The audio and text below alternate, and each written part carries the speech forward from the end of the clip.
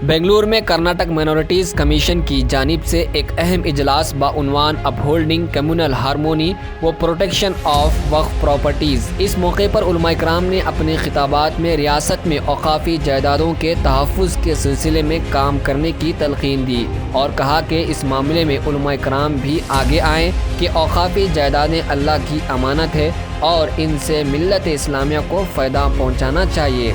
इस मौके पर कर्नाटक माइनॉरिटीज़ कमीशन के चेयरमैन अब्दुल अजीम ने बताया कि मिल्लत इस्लामिया मुत्तहिद होकर औकाफ़ी जायदादों के तहफ़्फ़ुज़ की तय इक़दाम उठाएँ कि यह सभी की जिम्मेदारी है। हम जो है उम्मीद अल्लाह से खोने की ज़रूरत नहीं है, उसके साथ सरकार से भी उम्मीद हमको खोने की ज़रूरत नहीं है। काम बनता है उम्मीद से। समझो कि ऐसे 1000 मीटिंग हुए होंगे, अरे ये क्या कर सकते हैं मीटिंग, ऐसे बहुत मीटिंग हुए। नहीं, ये काम चलते रहना है। अल्लाह हिदायत देने का वक्त आता है, इसको सुधारने के लिए कोशिश कर रहे हैं। आज मैंने जितने स्टेप्स हमको लेना है सारे मैंने बता दिया। देखिए, अब उसके बारे में बहस करने की जरूरत नहीं। हम यहाँ जमा हुए लोगों में डिस्कशन करके, बेदारी पैदा करके, सलाह मशवरा करके यहाँ पे हम जो है एक रोशनी डालना है। कहते हैं this should generate light not the heat.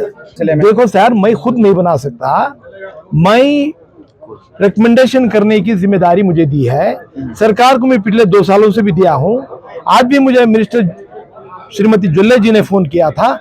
मेरा पहला जो है वक्फ की इमलाक की अगर इफात है तो टास्क फोर्स मैं जिस लाइन में सजेस्ट किया उस लाइन में बनना होगा। स्टेट लेवल में एसपी हो, डीएसपी हो, 2 इंस्पेक्टर्स हो, 4 सब इंस्पेक्टर्स हो, पूरे रियासत कर्नाटक के औकाफ की इमलाक जो है उसका इन्वेंट्री हो, उनकी जिम्मे में देना चाहिए। इसी तरह डिस्ट्रिक्ट में भी एक स्क्वाड हो। जब भी प्रॉब्लम आया तो ये पुलिस वाले उसकी रक्षा, उसकी हिफाजत के लिए काम करते हैं। वहाँ की एसपी को बात करते हैं, वहाँ के इंस्पेक्टर को बात करते हैं।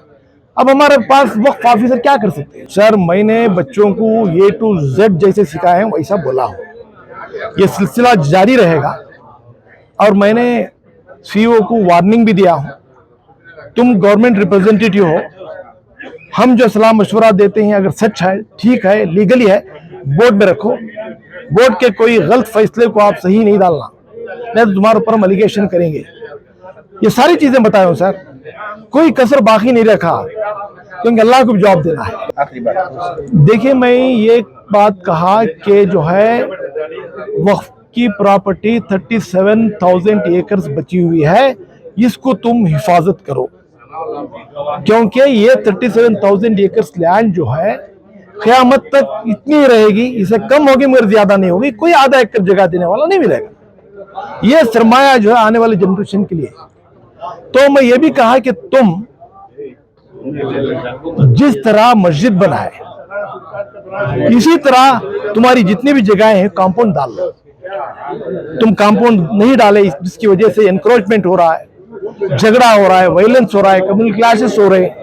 पहले तुम्हारी जगह को बचा। और मैं भी सरकार को ये रिक्वेस्ट करने वाला हूं कि इस बार जो है कंपाउंड्स को वक्फ बोर्ड की ज्यादा तवज्जो दें और फंड्स दें। ये एक। नंबर 2 जो है अमन और भाईचारे से तुम रहना है। इससे जो है कम्युनल क्लैशेस नहीं होते, अमन की जिंदगी हम गुजार सकते हैं। तुम जो है इमोशनल नहीं होना चाहिए, इमोशनल भाषण के ऊपर भड़कना नहीं चाहिए। खामोशी, सब्र, इस्तिक़लाल, बर्दाश्त, हुजूर सल्लल्लाहु अलैहि वसल्लम ने जो बताया, जो नसीहत की है, इस तरह हम चलेंगे तो हम खुश रहेंगे, हमारे बच्चे भी खुश रहेंगे, हमारे फैमिली भी खुश रहेंगे, मुल्क भी तरक्की करेगा।